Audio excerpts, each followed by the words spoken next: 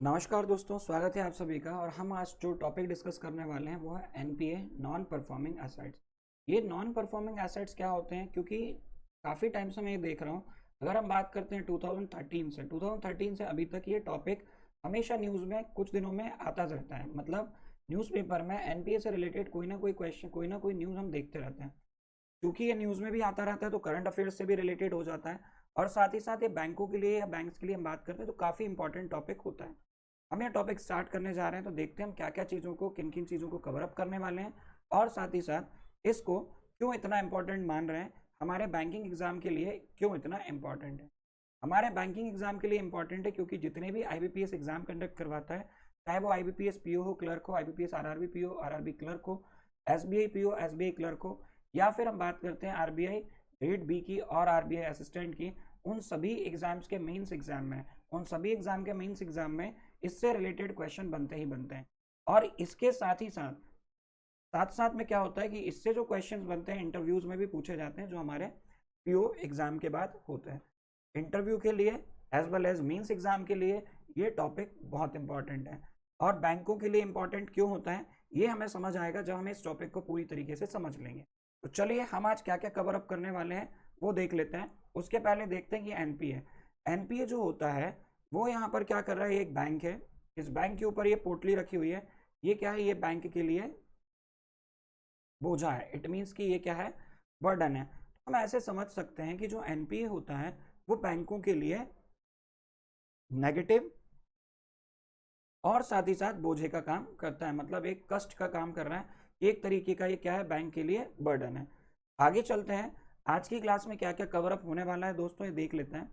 तो यहाँ पर हम टाइप्स ऑफ असेट्स को, classification of special mention accounts को, एनपीए को, categories of NPA, provisioning, matrix, measures to control NPA, methods to recover NPA और बैड बैंक जैसे कॉन्सेप्ट्स को कवर अप करने वाले हैं। तो ये बहुत ही इंटरेस्टिंग टॉपिक है और बहुत ही इंटरेस्टिंग होने वाला है। अपन अब इसको आगे कंटिन्यू करते हैं। अगर आपको NPA, non performing assets, non का मतलब हो गया गैर, परफॉर्मिंग का मतलब क्या होता है, जो परफॉर्म नहीं कर रहा है, और एसेट्स का मतलब होता है एसेट्स, मतलब ये कि मुझे एसेट समझना है तब जा करके मैं एनपीए समझ पाऊंगा। तो एनपीए एक तरीके का बैंक का क्या हो जाता है, लॉस होता है, बर्डन होता है। तो ये टॉपिक को जानने के लिए हमें एक छोटा सा कॉन्सेप्ट बैकग्राउंड समझना पड़ेगा। उस कॉन्सेप्ट बैकग्राउंड की अगर मैं बात करूँ, हमें ये असेट का मतलब जब तक पता नहीं होगा हम नॉन परफॉर्मिंग एसेट्स को क्लियर नहीं कर पाएंगे। तो नॉन परफॉर्मिंग एसेट्स के लिए हम बात करते हैं कंपनी की। चाहे कोई कंपनी हो, बैंक भी कंपनी की तरह काम कर रहा है। हर एक कंपनी की एक बैलेंस शीट होती है। क्या होती है, बैलेंस शीट। उस बैलेंस शीट में क्या होता है, एसेट्स और लाइबिलिटीज का बैलेंस होता है। तो कभी एसेट्स ज़्यादा होते हैं, कभी लाइबिलिटीज ज़्यादा होती हैं, ये वेरी करता रहता है। तो एसेट्स और लाइबिलिटीज को हम डिस्कस करते हैं। तो जैसे मान लीजिए कोई एक बैंक है, ठीक है। इस बैंक के पास में दो चीज़ें होंगी, एक तो होंगे उसके एसेट्स और दूसरा होगा लाइबिलिटीज। सो लाइबिलिटीज क्या होता है, यहां से देखते हैं। लाइबिलिटीज वो चीजें होती हैं जो हमें क्या करना है, चुकानी है। इट मीन्स की that to be paid off, जिसे हमें चुकाना है, अदा करना है। मतलब ये हमारे ऊपर क्या है, कर्ज है जिसे हमें रीपे करना है। तो लाइबिलिटीज की बात करें और अब हम आते हैं बैंक के टर्म्स में। तो बैंक की जो लाइबिलिटीज होती हैं वो दो तरीके की होती है। पहली होती है डिमांड लाइबिलिटीज और दूसरी होती है टर्म या फिर टाइम लाइबिलिटीज। डिमांड लाइबिलिटीज के अंदर बैंकों के पास में दो टाइप के अकाउंट्स आते हैं, current account and savings account, जिसे हम कासा के नाम से जानते हैं।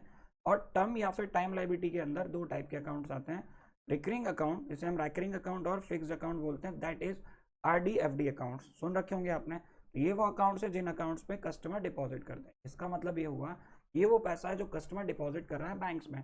तो बैंक में डिपॉजिट किया और एक ना एक दिन कस्टमर को वापस मिलना चाहिए और मिलेगा, और बैंक को चुकाना पड़ेगा, इसीलिए इसको बैंक की क्या बोल रहे हैं, हम लाइबिलिटी के रूप में देख रहे हैं। आगे आते हैं, बात करते हैं एसेट्स की। एसेट्स का मतलब होता है वो चीजें जिसे हम क्या करते हैं, ऑन करते हैं, ऑन्ड बाय अस, मतलब जिस चीज पर हमारा अधिकार है, मालिकाना हक है। जैसे कि प्रॉपर्टीज हैं, व्हीकल्स हैं जो आपने खुद ने खरीद रखी है, वो आपकी प्रॉपर्टीज हैं, वही आपके एसेट्स कहलाते हैं। या फिर हम बोल सकते हैं वो चीजें जो हमारी इनकम को जनरेट कर रही हैं। तो बैंकों के लिए क्या होता है, बैंकों के लिए जो असेट्स होते हैं वो क्या होते हैं, वो होते हैं लोन एंड एडवांसेस। तो लोन देता है बैंक बैंक लोन क्यों देता है बताओ भाई? बैंक लोन इसलिए देता है ताकि बैंक को ईएमआईज के फॉर्म में प्रिंसिपल और इंटरेस्ट अमाउंट रिटर्न में मिलता रहे, और बैंक क्या करेगा, बैंक उससे पैसा कमाएगा। बैंक का मोटिव भी है भाई, बैंक को क्या करना है, पैसा बनाना है कि नहीं बनाना है। तो अगर उसको इनकम जनरेट करनी है तो वो क्या करेगा, लोन और एडवांस इसको बांटेगा।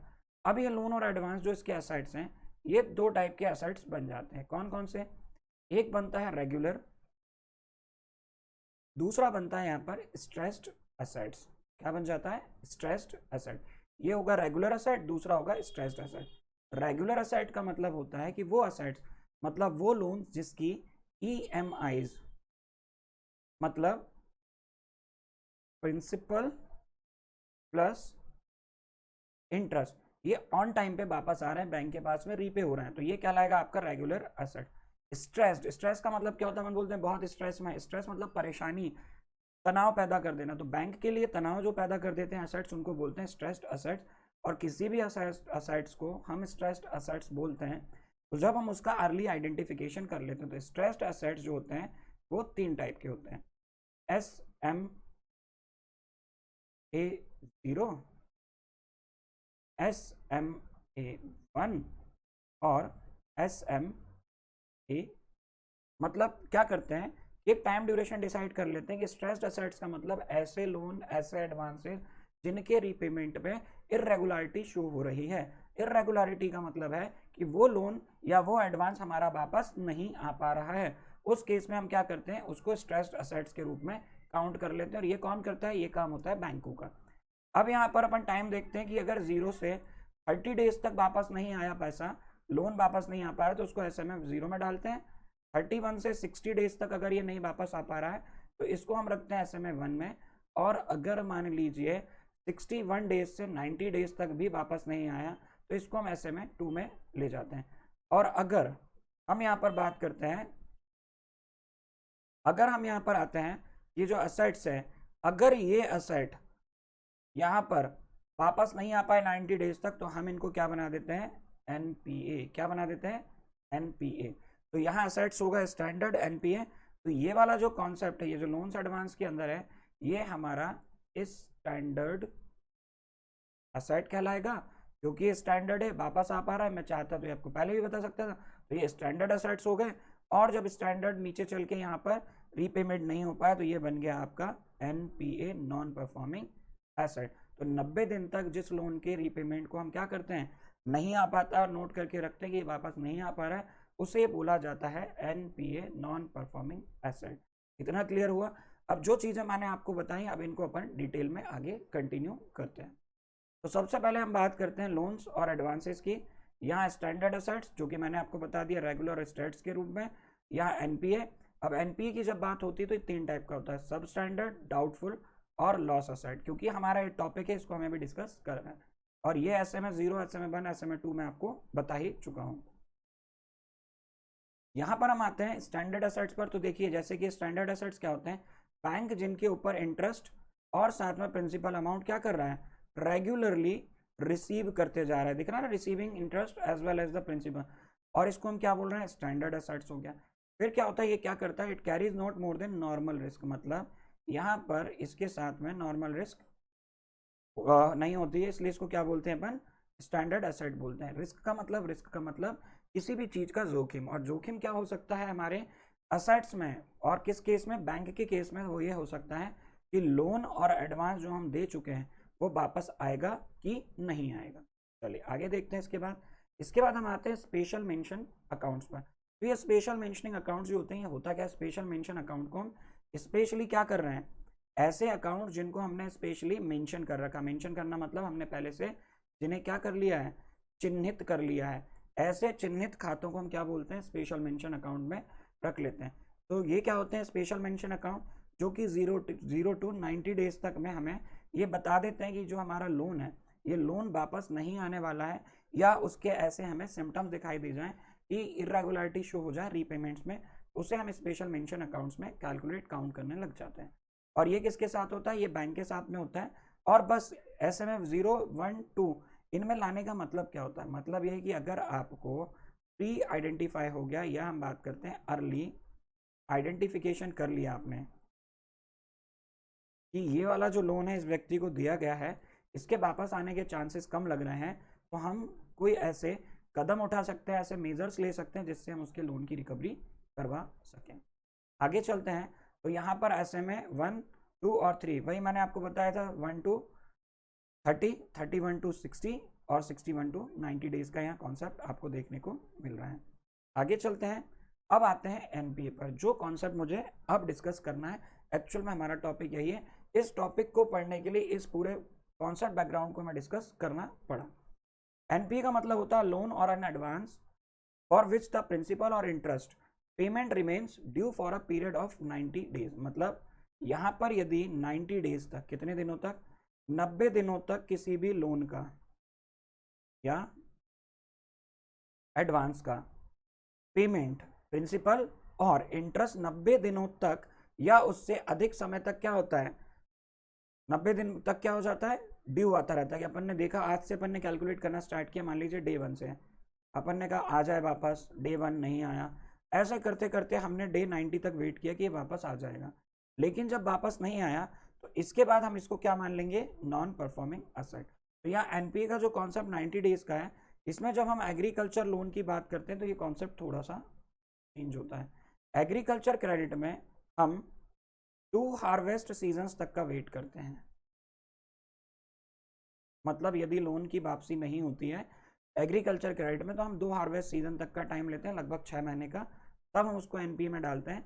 लेकिन जनरल लोन और एडवांस जो होता है वो 90 डेज तक अगर वापस नहीं आता है तो हम उसे एनपीए मान लेते हैं।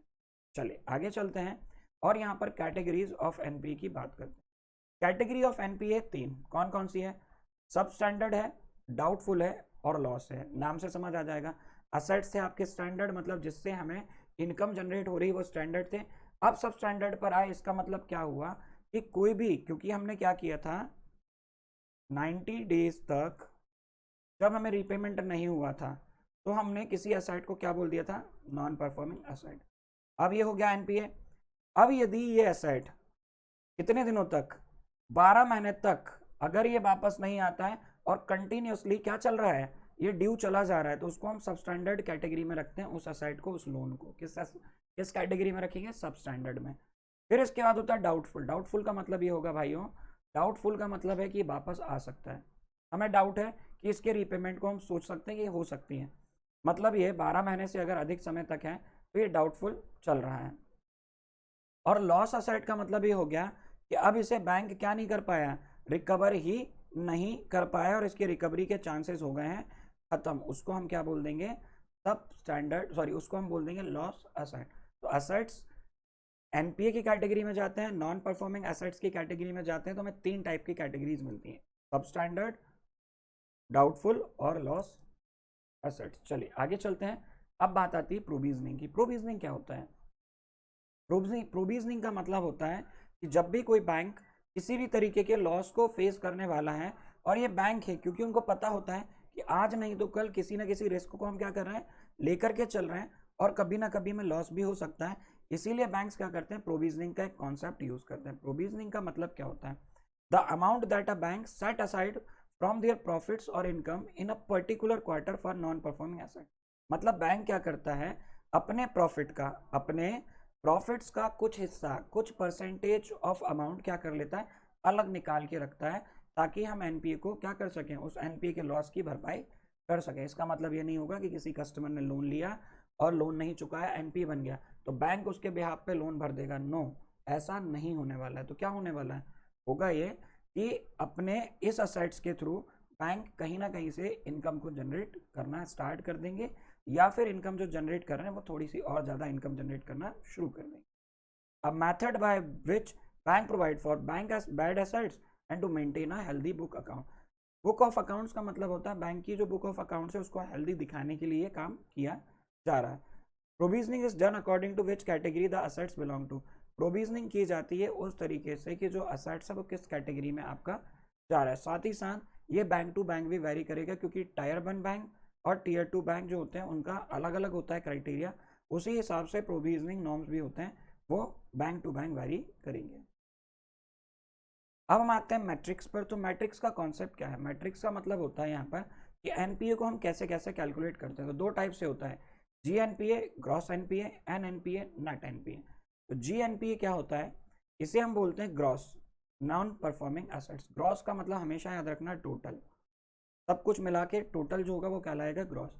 Total value of gross non performing assets for the bank in a particular quarter और अ फाइनेंशियल ईयर। मतलब या तो एक क्वार्टर में या फिर एक फाइनेंशियल ईयर में जो बैंक्स होते हैं वो अपना एनपीए कैलकुलेट करते हैं, और साल भर का या उस क्वार्टर का जो भी टोटल एनपीए होता है बैंक का, उसकी जो वैल्यू होती है उसी को हम क्या बोल देते हैं? उसी को हम बोलते हैं जी एनपीए, ग्रॉस एनपीए। अब आगे आते हैं नेट एनपीए। तो जहां भी टर्म आपको मिलेगा नेट, नेट का मतलब होता है प्लस माइनस करने के बाद जो रिमेनिंग वैल्यू बची है, दैट इज नेट। क्या होता है? Remaining value. रिमेनिंग वैल्यू का मतलब होता है बचा हुआ। तो बचा हुआ मतलब कुछ ना कुछ प्लस माइनस करने के बाद की बात कर रहे हैं। तो एन एनपीए, नेट एनपीए की अगर मैं बात करूंगा तो नेट नॉन परफॉर्मिंग एसेट्स क्या होंगे? Subtract the provision made by the bank from the gross NPA gives the exact value of non performing assets after the bank has made specific provisions for it. मतलब net NPA जो होगा वो आपको एक ऐसी value देगा, exact value देगा NPA की, जो प्रोविजनल बैंक्स ने कर रखे हैं उसके बाद की। तो एन एनपीए का फॉर्मूला बहुत ही अच्छा है, देखो कितना आसान है। एनएनपीए रेशियो निकालना है तो टोटल एनएनपीए निकाल लो डिवाइडेड बाय टोटल एडवांसेस कर लो। तो एनएनपीए कैसे निकाल रहे थे हम? NNPA is equals to G NPA minus provisions या provisioning made by a bank. तो आपको एनएनपीए, नेट एनपीए की वैल्यू मिल जाएगी। आगे चलते हैं, यहां पर हम बात करते हैं मेजर्स टू कंट्रोल एनपीए की। Measures to control NPA, NPA को कंट्रोल, इसका मतलब है कि हम कंट्रोल कैसे कर सकते हैं एनपीए को। अब मैंने आपको जो पहली स्लाइड में ये बताया था कि क्यों ये बैंकों के लिए इतना इंपॉर्टेंट टॉपिक बन जाता है। ये बैंकों के लिए इतना इंपॉर्टेंट टॉपिक इसलिए बन जाता है क्योंकि सभी बैंक जो हैं वो क्या करना चाहते हैं? वो करना चाहते हैं प्रॉफिट अर्न, और यही मेन मोटिव है बैंकों का। और प्रॉफिट अर्निंग जब कर रहे हैं तो प्रॉफिट अर्निंग हो रही है लोन और एडवांसेस को बांट करके, डिस्ट्रीब्यूट करके, और यही लोन्स और एडवांसेस हैं जो रिकवर नहीं हो पा रहे हैं, एनपी बन जा रहा है।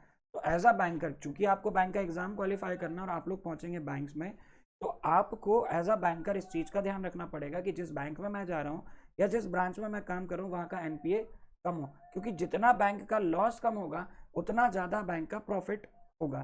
तो ऑब्वियस सी बात है, आप भी अगर बैंक में काम करेंगे तो आप भी क्या चाहेंगे? बैंक का प्रॉफिट ज़्यादा से ज़्यादा हो। तो इसीलिए इस एनपीए वाले टॉपिक से क्वेश्चंस आपसे इंटरव्यू में ज़्यादा पूछे जाते हैं। अब हम मेजर्स टू कंट्रोल एनपीए की बात कर लें तो सबसे पहला कॉन्सेप्ट तो ये है कि आप क्या करें? डीवी, डॉक्यूमेंट वेरिफिकेशन, लोन देने के पहले अच्छे से कर लें ताकि आपको किसी भी तरीके की फॉर्जरी की कोई भी समस्या ना होने पाए। दूसरा क्या कर सकते हैं? दूसरा, जब हमने लोन दे दिया है और अगर ईएमआई मिस हो गई है तो पहली ईएमआई जैसे ही मिस हुई है कस्टमर से तुरंत तुरंत कांटेक्ट कर लें, उसको बता दें कि भाई देखो आपको क्या करना है, अब ये लोन की रीपेमेंट कंटिन्यूसली करती जाना है। तीसरा, लोन ऐसे लोगों को दें जिनका सिबिल स्कोर अच्छा हो। तो ये सिबिल क्या है? Credit information bureau of India limited, ये क्या करता है? ये सिबिल स्कोर चेक करता है। तो सिबिल स्कोर का मतलब है यदि आपने लोन लिया, रीपे कर दिया, आपका सिबिल स्कोर अच्छा है, आपने लोन लिया, रीपे नहीं किया, आपका सिबिल स्कोर खराब हो जाएगा। तो क्रेडिट रेटिंग कर लेना, और रेटिंग एजेंसीज के थ्रू हम लोन देने के पहले ही आइडेंटिफाई कर लें कि जिस व्यक्ति, जिस संस्था को हम लोन दे रहे हैं वो रीपेमेंट करने में सक्षम है या नहीं है। ये कंट्रोल करने के मेजर्स हो जाएंगे। इसके बाद हम क्या करते हैं? अब इतना कंट्रोल करने के बाद भी हमारा एनपीए बन गया, अब क्या किया जाए? अब हमें उसको क्या करना है? रिकवर करना है। एनपीए को रिकवर करने के लिए हमारे पास में बहुत सारे कॉन्सेप्ट्स होते हैं, जैसे कि early identification of bad loans. Bad loan को हम पहले ही आइडेंटिफाई कर लें। If any bank faced any type of fraud और forgery must registered with RBI. किसी बैंक ने किसी भी तरीके की फ्रॉड या फॉर्जरी को फेस किया है लोन लेने के और नहीं चुकाने के केस में, आरबीआई को तुरंत बता दें ताकि आरबीआई बाकी बैंकों को क्या करेगा? सतर्क कर दे। Publish the list of wilful defaulters. Defaulters की लिस्ट को पब्लिश कर देना, मार्केट में लोगों को बता देना कि ये व्यक्ति है, बैंक का इतना इतना लोन नहीं चुकाया है। लोक अदालत का गठन करके लोक अदालत, SARFAESI, cerci, assets reconstruction company, DRT and DRAT का कॉन्सेप्ट है जहाँ से हम लोन की रिकवरी करा सकते हैं, और फिर गवर्नमेंट ने बेड बैंक्स बना दिए, उनके थ्रू भी हम क्या कर सकते हैं, रिकवरी करा सकते हैं। इंसॉल्वेंसी बैंकरप्सी कोड जो कि गवर्नमेंट ऑफ इंडिया ने एज एन एक्ट पास कर दिया है, हम उसके थ्रू भी यहाँ रिकवरी कर सकते हैं। तो ये क्यों इंपॉर्टेंट था ये आपको पता चल गया। तो ये था हमारा एनपीए का टॉपिक, और इस टॉपिक में हमने काफ़ी सारी चीज़ों को कवर अप कर लिया है, डिस्कशन कर लिया है। एग्जाम में अगर क्वेश्चंस बनते हैं तो आप उन क्वेश्चंस के आंसर दे पाएंगे।